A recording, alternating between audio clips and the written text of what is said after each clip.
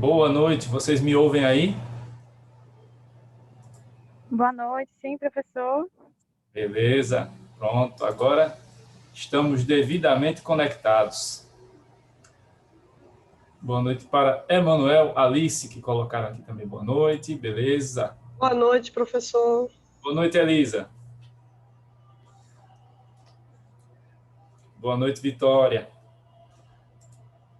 A gente vai fazer assim hoje, vamos começar aqui o assunto, de onde a gente parou, nesse primeiro momento, né, nessa primeira parte, aí na segunda parte eu vou falar sobre o Enix, né? Como é que foi e tal. Vocês vão falar um pouquinho também. Eu quero ouvir a opinião de vocês. E aí depois eu vou explicar como é que vai ser, como é que serão as atividades, data, tudo mais, né? Vou passar todos os detalhes aí para vocês na segunda parte da aula, tá certo? Então agora a gente vai começar aqui a nossa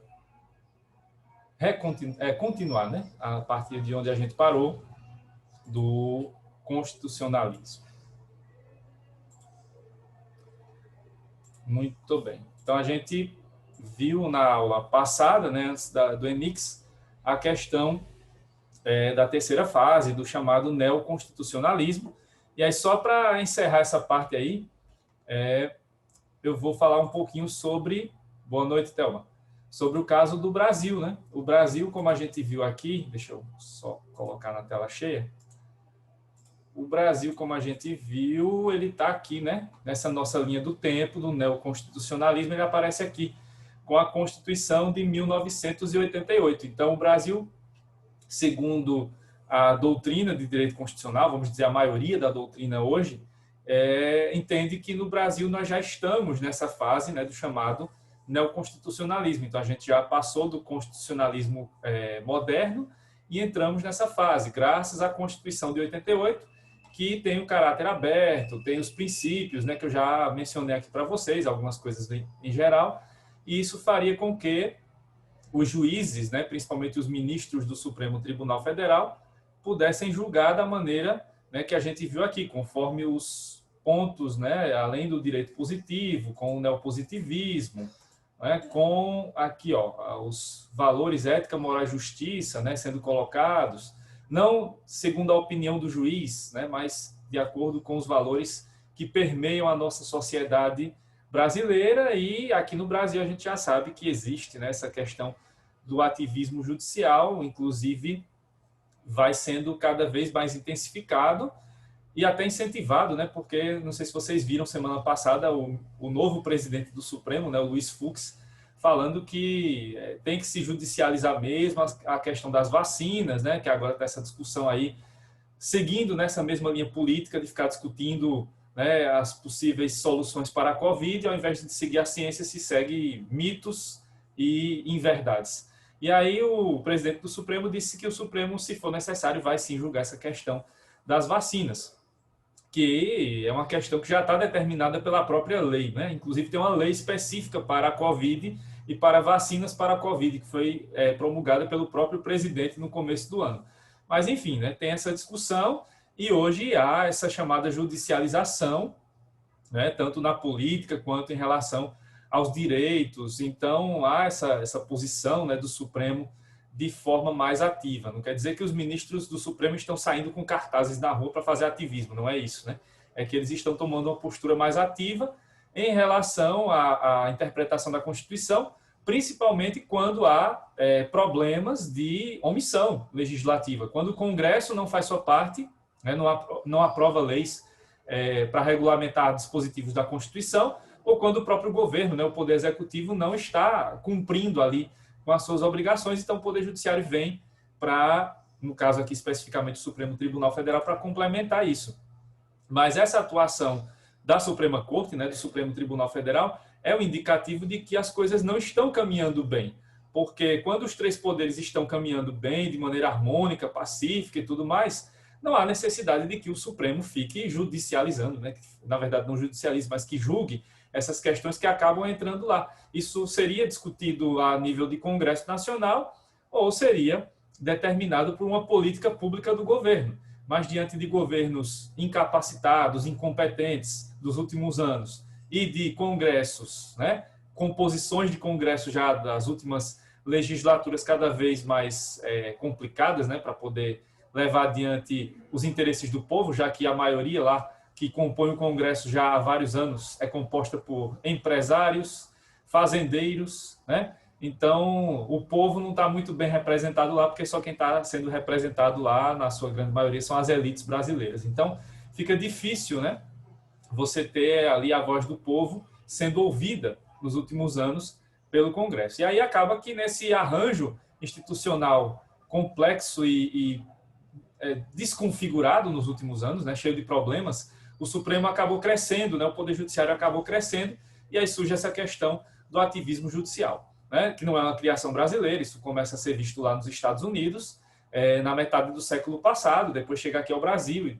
enfim. Né? Depois a gente vai ver isso melhor quando a gente entrar na parte de interpretação da Constituição e tudo mais, aí vocês vão ver essas questões com mais detalhes. Mas o Brasil hoje viveria essa fase do neoconstitucionalismo, mas há alguns problemas em relação a isso, principalmente quando se fala do chamado ativismo judicial, porque esse ativismo, né, ele traz aí uma situação que é como se fosse ali, né, falando no ditado popular, uma faca de dois gumes, ela tanto pode vir para o bem quanto para o mal. Você pode ter decisões aí que, né, signifiquem uma evolução da interpretação da Constituição, uma evolução para a sociedade brasileira, e você pode ter decisões que representem retrocessos, usando os mesmos argumentos, argumentos parecidos, né, com base nos princípios e tudo mais.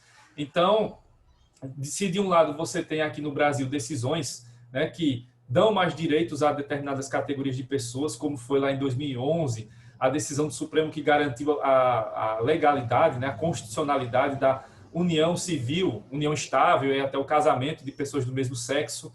Depois vai se garantir outra hipótese de aborto possível, né, pela lei ou pela interpretação da Constituição, que é do feto anencéfalo. Você tem algumas evoluções na sociedade, algumas interpretações que trazem aí novidades e outras que trazem retrocessos, como eu já mencionei aqui, a questão da interpretação da Constituição que foi feita pelo Supremo, né, alguns anos atrás, que acabou com o direito de greve, né, para os policiais civis, para os policiais federais. Então, isso acaba sendo um grande retrocesso, né, porque a Constituição não previu a perda de direitos nesse caso aí, né. Houve uma interpretação extremamente ampliativa, usando a questão de princípio e tudo mais, o tal ativismo judicial, usando no neoconstitucionalismo, e se usou para retirar direitos. Então, se de um lado você garante mais direitos, por outro você pode tirar.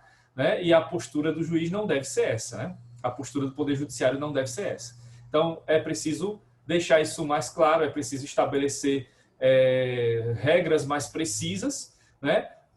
Talvez sim, mas o principal seria seguir a regra, né, básica que já está lá prevista na Constituição, né? A Constituição, como a gente está vendo aqui, é a norma suprema, então ela tem que ser obedecida. Né? Então, o primeiro passo já seria esse, obedecer à Constituição, e não ficar tentando encontrar ali jeitos de tangenciar o próprio sentido das palavras que estão lá escritas na nossa Constituição. Então, é uma questão aí que precisa ainda ser vista com mais cautela. E a tendência, né, com a chegada do Luiz Fux, como a gente já está percebendo aí nessas primeiras semanas, é de que esse movimento se intensifique, né? Porque ele mesmo está incentivando a própria questão da judicialização da questão das vacinas. Então, ele mesmo está incentivando aí que essa questão vá para os tribunais e que os juízes decidam, quando isso deveria ser uma decisão, né, que seguisse apenas o que já está na Constituição e o que está na lei, porque já tem até lei determinando isso, né, de que é necessária a vacinação, no caso aqui específico da Covid, inclusive já tem a lei determinando a obrigatoriedade, né? Mas enfim, né, são coisas desse momento que o Brasil vive, um momento de idas e vindas, altos e baixos, muito mais momentos de baixa do que de alta. Né? Bom, então era isso que faltava, né, para falar sobre o neoconstitucionalismo. Essa parte aqui, né, eu vou chover no molhado agora, né, porque se é uma novidade aqui do assunto, né, acabou que quem assistiu o Enix, seja lá ao vivo, né, seja depois lá na gravação que ficou e está lá no canal do YouTube da CEUNI, viu o minicurso do professor João Paulo Alan Teixeira, né, que eu estava lá junto com a professora Elaine, fazendo a mediação, e o tema foi esse, né, o novo constitucionalismo latino-americano. Inclusive, Lá, o professor João Paulo falou muito mais, né? Teve mais tempo, enfim, para poder falar, o tema era específico sobre isso. Então, lá vão ter mais informações muito mais detalhadas do que as que eu vou passar por aqui. Para quem assistiu lá o minicurso do professor João Paulo, vai ser uma revisão, né, bem legal que eu vou fazer aqui. Para quem não assistiu ainda, eu recomendo que assista depois, né? E aí vai ver pela primeira vez esses conceitos comigo, né? Mas foi interessante, né? Coincidiu aí, não foi nada programado, né? Foi na sequência aqui das nossas aulas. Acabou que logo depois do Enix o assunto seria esse mesmo, né? Então, uma feliz coincidência, né, que vai me deixar aqui mais tranquilo, né? Porque quem já assistiu o minicurso já sabe do que eu estou falando. Então, eu vou só aqui chovendo molhado para quem assistiu lá o minicurso do professor João Paulo Alan Teixeira. Então, vamos falar um pouco, né, do novo constitucionalismo latino-americano, que é a quarta fase do constitucionalismo. Essa fase, como vocês viram lá no minicurso, é uma fase nova, né? Ela tem aí, no caso da Bolívia, 10 anos, mas ela vem aí de uns 20 anos atrás, no máximo, né? Uma fase muito nova e é localizada, né? Ela está apenas em alguns países, especificamente 3, né? Que já tiveram mudanças constitucionais mais relevantes e que levaram adiante, né, esses ideais do novo constitucionalismo latino-americano. Então, se a gente pode determinar um conceito geral, né, para essa fase, nós teríamos aí nessa quarta fase, a construção de um novo conceito de nação em que as questões de natureza pluriétnica, multicultural, intercultural e ambiental estejam representadas. Então, o novo constitucionalismo latino-americano ele vai mais além, ele se aprofunda em relação ao neoconstitucionalismo, certo? Então, nesse movimento localizado aqui na América do Sul, né, mais precisamente, nessa quarta fase, a gente vai ter a inclusão de alguns conceitos que não apareceram lá na terceira fase, como essas questões que são relacionadas a aspectos étnicos e culturais, porque aqui vai se levar muito em consideração a questão da valorização das culturas originárias, dos povos originários, né? A gente sabe muito bem que toda a América do Sul tem aqui os povos originários, os indígenas. O Brasil tem suas comunidades, são mais de 300, e assim por diante, né? E nessa fase do novo constitucionalismo latino-americano, vai haver uma tendência de valorização dessas comunidades, para que elas sejam devidamente inseridas, né, no contexto de sociedade-nação, né, daquele país ao qual eles fazem parte, né, nessa divisão, digamos, artificial de território. E além dessas questões étnicas e culturais, que a gente vai ver na sequência, os aspectos ambientais são fundamentais, né? Vocês viram lá no minicurso do professor João Paulo que ele falou da Pachamama, daqui a pouco eu falo de novo, da Sumak Kawsay, né, também. Ou seja, sempre aqui vai estar se falando da Mãe Terra, que é um conceito que você vai ouvir aqui também no Brasil, né, quando você vai conversar com os povos indígenas. Eles sempre vão falar da Mãe Terra, né, sempre vão falar de algumas entidades, né, que representam a terra, que representam a mãe natureza. Então, todas as comunidades indígenas ou povos originários aqui da América Latina têm essa conexão forte com a natureza e com o meio ambiente. Isso vai aparecer muito fortemente nesse movimento, né, nessa fase específica do novo constitucionalismo latino-americano. E aí, na nossa linha do tempo, que vocês já estão acostumados, né, nesse assunto que cada fase eu coloquei uma linha do tempo, aparecem 3 constituições, né, que representam esse movimento, que representam essa fase. Primeiro veio a Constituição da Venezuela, a de 1999, a Constituição Bolivariana da Venezuela, já sob o comando do Hugo Chávez. Depois, já no século XXI, a gente vai ter as 2 constituições que trazem isso de maneira mais clara, porque a Constituição da Venezuela ela não trouxe isso ainda muito claramente, ela traz alguns aspectos, mas a essência da Constituição da Venezuela ainda não é tão forte quanto a que vamos encontrar no caso do Equador e da Bolívia, nos anos de 2008 e 2009. Em 2008, o Equador era governado pelo Rafael Correa, e em 2009, a Bolívia estava sendo comandada pelo Evo Morales, né, que foi até o ano passado presidente, sofreu golpe, e agora o seu sucessor, Luiz Arce, foi eleito presidente, né, na semana passada. Então, temos aí 3 constituições, vocês já estão percebendo que o Brasil não aparece aí, porque o nosso limite chegou no neoconstitucionalismo, né, com a Constituição de 88. Então, o Brasil ainda não passou por essa fase, não passou por essa etapa, certo? Bom, aí vamos ver o que é que diferencia o novo constitucionalismo latino-americano do neoconstitucionalismo, porque são dois prefixos, né? Neo, novo, é a mesma coisa aqui, novo. Mas o que é que o novo constitucionalismo latino-americano tem de diferente em relação ao neoconstitucionalismo que nós vimos na aula passada e eu completei agora?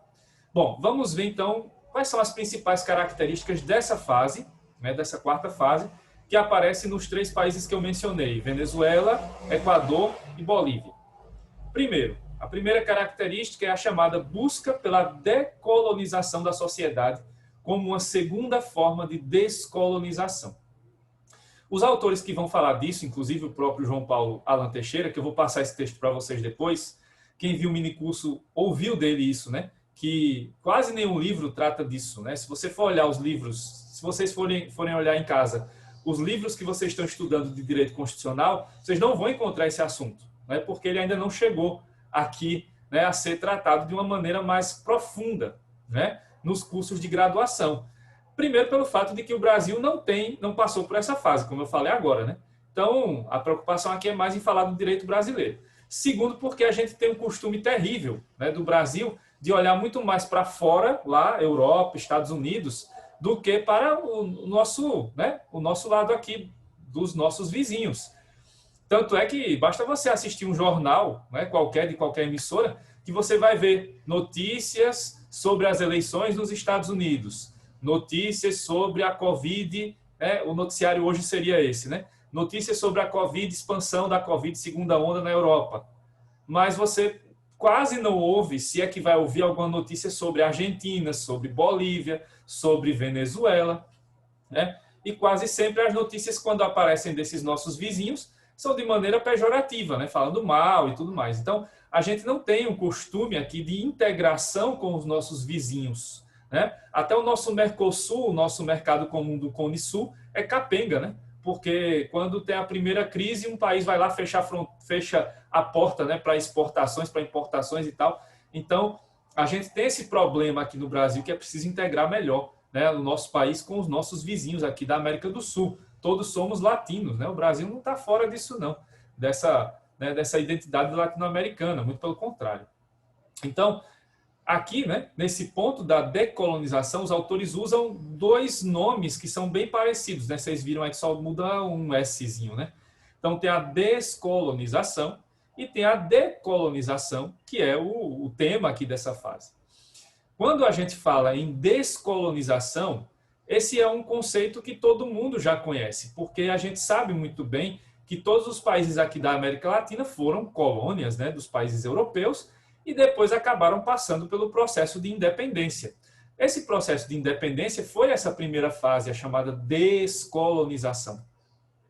Nesse ponto de vista, né, a descolonização ela foi histórica e política. Então foi aquela ruptura, né, seja pacífica, seja por meio de alguma guerra. Enfim, a independência ela foi um movimento político, né, em que aquele território acaba se separando da metrópole e formando um país novo, né, que aconteceu aqui no Brasil e com todos os nossos vizinhos. E houve também, claro, né, o fato histórico aí dessa descolonização. Então, houve esse rompimento, de fato, né? Então, a primeira descolonização ocorreu, que foi a separação da colônia da metrópole, né? Então, isso aconteceu. Mas uma segunda ruptura ainda não aconteceu na maioria dos países. E é a isso que o novo constitucionalismo latino-americano se refere. E é esse o objetivo que ele persegue nessa fase, que é a chamada decolonização, que deve ser de ordem cultural e social. Aí, sob esse ponto de vista, a ideia da decolonização é de ruptura, né? Ou não necessariamente uma ruptura, mas de diminuição das influências que vêm lá da Europa, dos Estados Unidos, que são uma nova forma de colonialismo, né? Um colonialismo mais soft, né? Um colonialismo mais light, né? Uma coisa quase imperceptível, mas que está, né, inserida na nossa cultura e na nossa sociedade, né? Basta ver, né, quais são os tipos de comida que você vai encontrar, né, que você prefere, ou que as pessoas mais jovens costumam, né, ver mais na publicidade, procurar, por exemplo, no shopping, né? O próprio hábito de estar no shopping center e de não estar no comércio de rua, né? As músicas que ouvimos, né? Os autores que lemos, né? Inclusive aqui quase nunca, né, a gente ouve falar de autores sul-americanos, né? De autores latino-americanos. Quase sempre aqui nossas bases filosóficas, éticas, jurídicas vêm da Alemanha, vêm dos Estados Unidos, da França, de Portugal, e quase nunca você ouve falar de alguém do Peru, da Venezuela, da Bolívia. Então, a decolonização tem esse sentido, né, de se buscar essa, não necessariamente ruptura, mas essa superação dessa nova forma de colonialismo, né, em que a gente acaba tendo, sendo colônia, sendo dependente do ponto de vista cultural e social das grandes potências, né, dos países mais ricos. E aí a gente acaba esquecendo, né, de pontos culturais importantíssimos que nós temos aqui, da nossa própria cultura e das culturas dos nossos povos originários. Então, esse é o ponto, né, que se quer buscar com a chamada decolonização, que seria uma segunda forma de descolonização. Não é uma independência, porque nós já somos independentes, né, do ponto de vista político. Agora é uma independência cultural e social, para a gente seguir o nosso próprio caminho como culturas e como sociedades. Certo? Então, essa é a primeira característica, né, que é chamada da decolonização. A segunda característica é a questão da maior ênfase na participação popular nas fases de elaboração e interpretação da Constituição. A gente sabe muito bem, né, e eu já falei disso aqui algumas vezes, que a nossa Constituição brasileira ela foi a mais popular que já tivemos. Né? Ela é a mais popular que já tivemos. Né? Tivemos ampla participação popular e tudo mais. Mas ela teve uma participação popular na elaboração, né? Porém, na interpretação, na aplicação, não.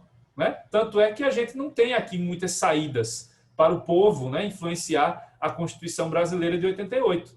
Eu já falei para vocês aqui que, por exemplo, o povo não pode propor emendas à nossa Constituição. Né?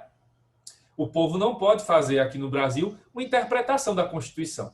Lá nos países que seguem esse modelo do novo constitucionalismo é possível que isso aconteça, porque a participação popular ela foi incentivada no momento em que essas constituições foram feitas, na Venezuela, no Equador e na Bolívia, e durante agora a vigência delas, há a oportunidade de que o povo também faça a sua interpretação da Constituição, né, e que possa também auxiliar na aplicação da Constituição. Isso é o uso, né? Isso representa o uso de mecanismos que nós chamamos de democracia participativa e democracia comunitária. Então, é muito comum que lá exista, né, nesses três países, associações, como existem aqui no Brasil, associações de bairro, mas com um poder político e um poder constitucional muito maior do que o que acontece aqui. Então, as decisões deles são ouvidas, né, e realmente surtem efeitos. Diferentemente aqui do Brasil, que tem que passar por todo um caminho burocrático até chegar a uma prefeitura, um governo de estado ou até mesmo um governo federal. Então, a participação do povo, né, nessas decisões constitucionais lá, nesses países, é muito maior, porque ela não se restringe apenas ao momento em que a Constituição está sendo redigida. Depois que ela está pronta, pode-se usar e deve-se usar mecanismos de democracia participativa e comunitária, para que o povo possa ser ouvido da maneira devida, né, na hora de interpretar a Constituição. Outra característica, né, que é muito forte aí desse modelo é a chamada adoção de um modelo de bem viver, fundado a partir da ideia de que o ser humano é parte integrante de um cosmos. Isso aqui é a própria essência, né, do que é a filosofia de vida das comunidades indígenas da América do Sul, da América Latina em geral, né? Todos os povos indígenas partem desse princípio de que o ser humano, né, nós, as pessoas, não somos o centro do universo, né? Ao contrário do que os europeus criaram lá com o antropocentrismo, né, de que o homem seria o centro de tudo. Não, as comunidades indígenas não pensam assim. Na verdade, existe algo muito maior, né, que é a natureza, né, que é o meio ambiente, né, na nomenclatura já dos homens brancos, mas seria a natureza, né? Esse ente maior, do qual, né, o ente principal aqui, e fazendo parte dessa grande entidade natureza, estamos nós, estamos incluídos, né? Somos parte do cosmos. Não somos o ponto principal, somos mais um dos pontos, né? E isso é muito importante na hora de se buscar, por exemplo, responsabilidades na hora de preservar, né, e garantir que o meio ambiente continue existindo, né, de forma sustentável. E isso aparece de maneira muito clara nessas constituições, principalmente nas mais recentes, né, Equador e Bolívia, quando eles reconhecem a chamada Pachamama nas suas constituições como sujeito de direitos. A Pachamama seria a mãe terra, né, da nomenclatura indígena, né, de alguns povos ali do Equador e da Bolívia. Então, a Pachamama, ela seria a mãe natureza, né, a mãe terra. E ela é vista nessas constituições como verdadeiro sujeito de direitos. Então, é uma visão muito mais além do que a gente pode imaginar que é vista aqui no Brasil, né? Porque aqui no Brasil nós mantemos o modelo antropocentrista, né? O homem é o centro de tudo e a nossa própria filosofia de vida aqui é de que ainda é, né, aquela de que a natureza está aqui para nos servir, nós estamos aqui para desfrutar dos nossos bens, né, dos nossos meios naturais. E muita gente ainda no Brasil acredita que tudo aqui, né, nossos recursos são infinitos, quando a gente já está vendo que não são, né? Então, isso é muito importante nessa nova fase, né, do novo constitucionalismo latino-americano, porque vai se inserir uma filosofia de vida completamente oposta à nossa, né?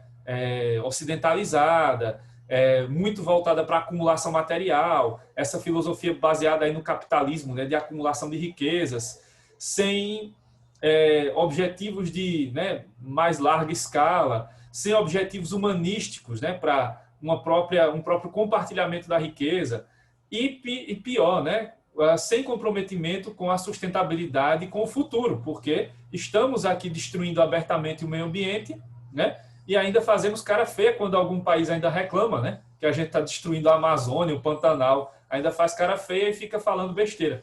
Então, imagina, né, é uma coisa completamente oposta ao que a gente está vendo aí na nossa realidade. Então, é um modelo bem interessante que deveria ser estudado melhor aqui no Brasil, né, para, quem sabe, né, a gente aprender um pouco aí com as comunidades indígenas que estão aqui há muito mais tempo do que nós. Outra característica, né, dessa nova fase é a chamada rearticulação entre Estado e mercado. Sob esse ponto de vista, aqui a ideia não é basicamente a de se fazer uma revolução para que ocorra, né, a volta de um regime que, na verdade, nunca existiu aqui na América do Sul, que seria o socialismo, né? Muita gente associa isso porque houve aquele movimento, né, ainda há aquele movimento chamado bolivarianismo, né, que tenta resgatar a figura do Simão Bolívar, que foi o grande libertador ali da área norte, né, da América do Sul, principalmente da Venezuela, ele era venezuelano. Então, Venezuela, Colômbia, Peru, Equador, até a Bolívia, né, chegaram a sofrer influência do Simão Bolívar. Para o Panamá, também na América Central, foram influenciados aí pela luta do Bolívar para libertar as colônias espanholas, né? Então, a ideia, né, seria trazer esses ideais do Simão Bolívar para os países, né, principalmente no caso da Venezuela, né, que foi a ideia lá do Hugo Chávez. O Nicolás Maduro, que é o sucessor do Hugo Chávez, segue esse mesmo pensamento, né, e aí depois, né, vai se falando no tal socialismo do século XXI, né, esse termo, inclusive, foi colocado pelo Hugo Chávez numa palestra que ele fez aqui no Brasil, né, em Porto Alegre, no Fórum Social Mundial. E aí, quando ele foi perguntado, né, sobre o que ele queria fazer com o bolivarianismo e tal, ele disse que seria esse tal socialismo do século XXI, que seria diferente do socialismo, né, que foi visto lá de União Soviética e outros países do século XX. Eles não conseguiram chegar a esse modelo, né, ainda é um modelo capitalista, né, mas um modelo que distribui melhor as riquezas. E para que isso aconteça, ou para que isso acontecesse, seria necessário fazer essa rearticulação entre o Estado e o mercado, no sentido de diminuir a dependência, né, diminuir cada vez mais a dependência do governo, do Estado, desse ente que a gente não conhece, não sabe o que é, né, desse ente quase que sobrenatural chamado mercado, né? E algumas políticas foram necessárias para que isso fosse feito, né? Para que essa rearticulação ocorresse. Então, reestatizar empresas, isso foi feito pelos 3 países, né, que eu mencionei, Venezuela, Equador e Bolívia. Criou-se mecanismos de controle do mercado financeiro, né?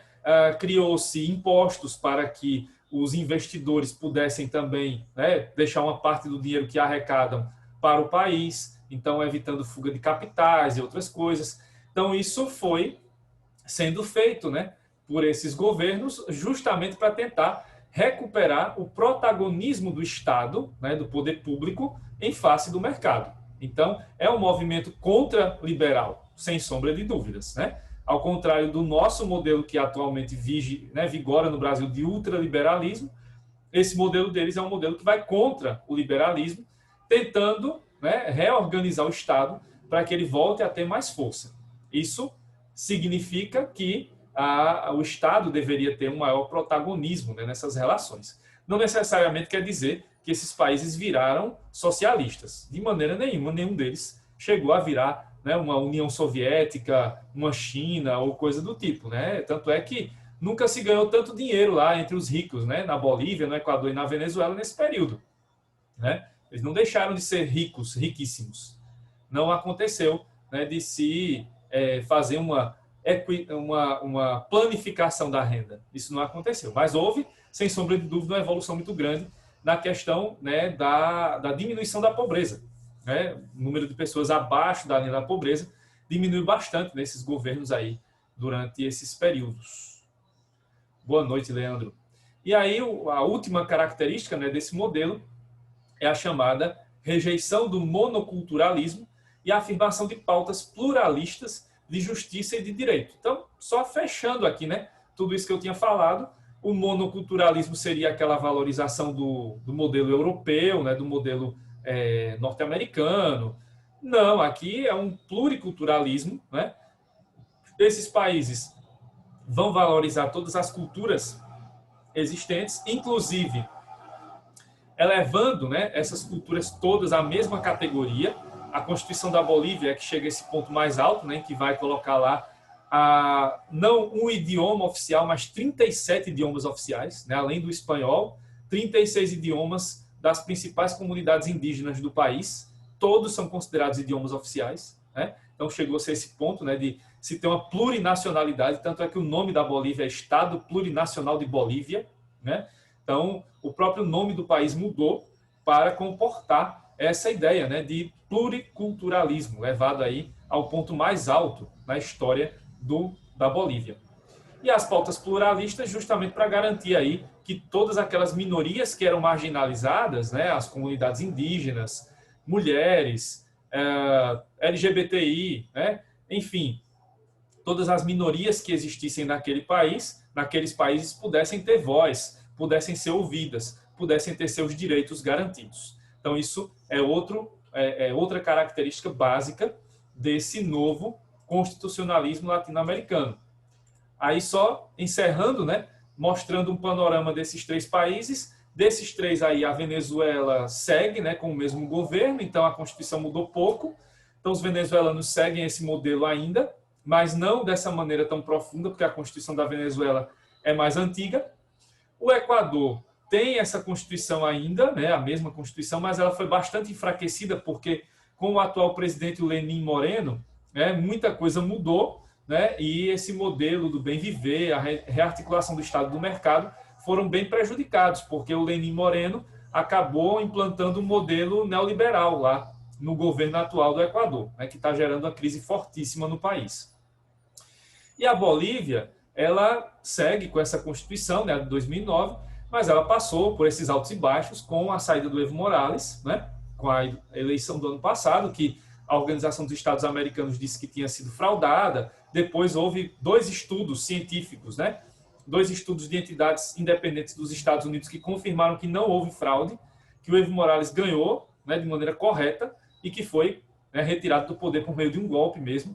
E aí, depois de um ano, os bolivianos confirmaram que a intenção deles era manter o MAS, né, o Movimento para o Socialismo no Poder, que é o partido do Evo Morales, e agora o Luiz Arce foi o vencedor. Então, agora a gente vai ver, né, nos próximos meses, o que vai acontecer, se o Luiz Arce vai mesmo assumir o poder e se ele vai dar continuidade, né, ao modelo que está lá previsto na Constituição boliviana, porque quando a presidente entrou, né, a substituta, a Jeanine Áñez, ela mexeu muito nas estruturas do país.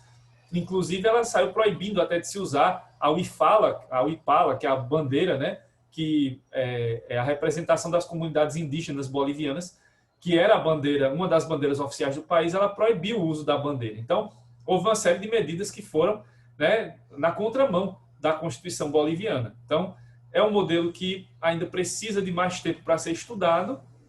É um modelo bastante interessante, né, porque é típico aqui do nosso continente. Então, é mais um caso aqui para a gente estudar, né, e para ver, mais uma vez, que apesar de que a nossa Constituição é muito boa e a melhor que nós tivemos até hoje, mas ela ainda pode ir mais longe, né? Ainda podemos ir mais longe, porque nossos vizinhos aqui, que são países mais pobres do que nós, brasileiros, né, do que o Brasil, e são países teoricamente menos desenvolvidos do ponto de vista econômico, conseguiram ter constituições dessa maneira. E por que o Brasil não pode ter, né? Então, que isso sirva no futuro de exemplo, não agora, porque agora, se a gente for fazer a Assembleia Constituinte do jeito que o Brasil está, é capaz de a gente perder o pouco que a gente ganhou, né? Então, não vamos tentar, vamos dizer, associar um modelo que deu certo agora domingo no Chile, por exemplo, com o modelo brasileiro. Longe disso, né? Então, esse é o chamado novo constitucionalismo latino-americano, né? É aí essa fase final, né? A última fase, a mais recente, que podemos identificar do constitucionalismo. Certo, gente? Alguma dúvida até aqui?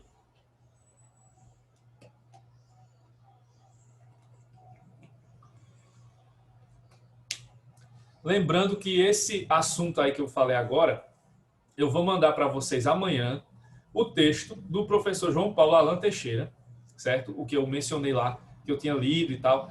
Esse é o texto base que vocês vão ler para estudar para esse assunto, tá? Porque esse assunto não tem nos livros ainda de direito constitucional que eu recomendo para vocês. Então, quando tem situações assim, eu passo para vocês o texto específico, certo? Aí amanhã vai estar no sistema para vocês darem uma boa lida. Bom, antes de terminar aqui a primeira parte, deixa eu só falar um pouquinho sobre essa relação entre constitucionalismo e democracia. Vocês ouviram muito, né, durante essas aulas eu falando em democracia, né, junto com constitucionalismo, mas elas são movimentos diferentes, né?